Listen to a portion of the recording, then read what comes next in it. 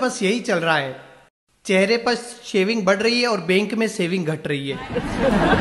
किसी ने मुझसे पूछा, इस बार इतनी दाढ़ी क्यों बढ़ा ली? मैंने कहा, इस बार तिनका ज्यादा बड़ा है। इन 11 महीनों में मैंने भगवान से केवल एक ही प्रार्थना की है, भगवान बस टीका आने तक टिकाए रखना। इन 11 महीनों में इतना काढ़ा पी लिया, इतना काढ़ा पी लिया कि अंदर बैठा वायरस भी निग्रो हो गया होगा।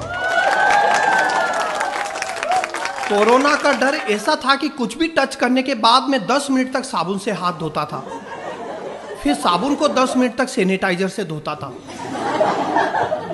फिर सैनिटाइजर की बोतल को 15 मिनट तक फिनाइल से धोता था। और बाद में तो डर इतना बड़ा कि एक हाथ से दूसरा हाथ टच हो जाता था तो मैं सैनिटाइजर से हाथ धोता था। आप बताइए, क्या कभी इंसान ने सोचा था एक दिन ऐसा भी आएगा जब लीवर से ज्यादा अल्कोहल हथेलियों को मिलेगा? आप डर की हद देखिए। मैं सर्फ के पैकेट को पहले सर्फ से धो रहा था। इस बीच सरकार ने सब बंद कर रखा था। ब्यूटी पार्लर तक बंद थे। घर वाली ज्यादा डरावनी दिखने लगी।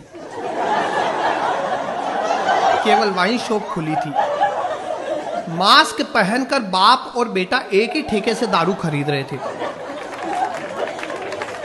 एक शराबी दारू खरीदने गया और गटर में गिर गया।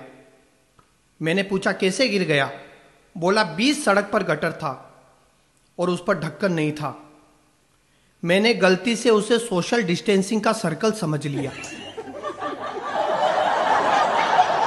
और आपने देखा होगा, जिस दिन वाइन शॉप खुली उसके अगले ही दिन यूपी जाने वाली ट्रेन उड़ीसा पहुंच गई।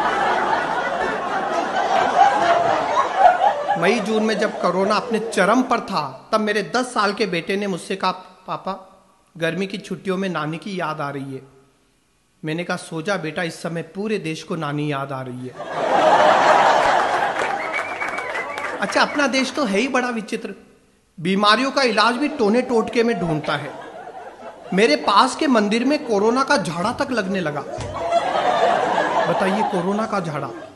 मजे की बात यह थी कि जो झाड़ा लगा रहा था वो मास्क पहने हुए था। उसे चमत्कार से ज्यादा विज्ञान पर भरोसा था। अच्छा, आप देखिए, इस कोरोना ने कंफ्यूज भी बहुत किया। आप देखिए, जब मार्च में कोरोना आया तब सरकार ने कहा, हमें कोरोना से लड़ना है, डरना नहीं। अप्रैल मई में कोरोना भयंकर हो गया, तब सरकार ने कहा, अब हमें कोरोना के साथ ही जीना पड़ेगा।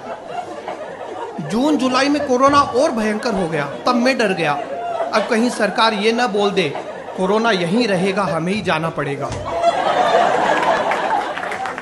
आप बताइए, ऐसा हुआ था ना? जब पहला लॉकडाउन लगा तब सरकारी एडवाइजरी आई, ना आप ये कर सकते हैं, ना आप वो कर सकते हैं। जब दूसरा लॉकडाउन लगा तब सरकारी एडवाइजरी आई, आप ये कर सकते हैं पर ये नहीं कर सकते हैं। और तीसरे लॉकडाउन में तो सरकारी एडवाइजरी ने भी हाथ खड़े कर दिए, आपको जो करना है करो, हम कुछ नहीं कर सकते। आप देखिए, कोरोना ने कई धारणाएं बदल दी। पहले किसी को छींक आती थी तो चलता हुआ आदमी रुक जाता था, कहीं मेरा काम रुक न जाए। और अब किसी को छींक आती है तो रुका हुआ आदमी भी चल देता है, कहीं मेरा काम ही तमाम ना हो जाए।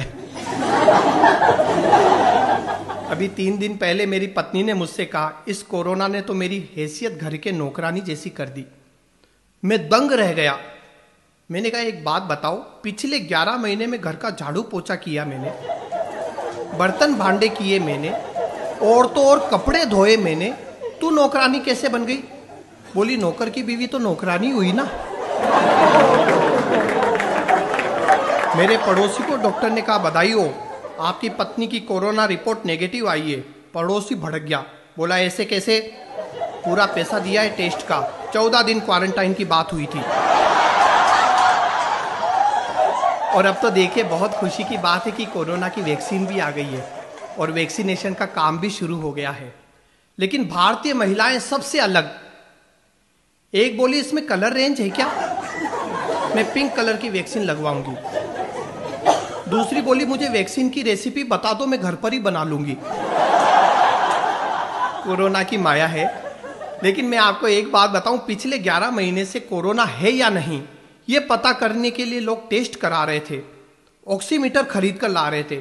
लेकिन मुझे तो एक शादीशुदा अनुभवी आदमी ने मार्च में ही बता दिया, अपनी पत्नी से 10 मिनट तक लड़ो, धुआंधार लड़ो, अगर सांस नहीं फूल रही है मतलब कोरोना नहीं है।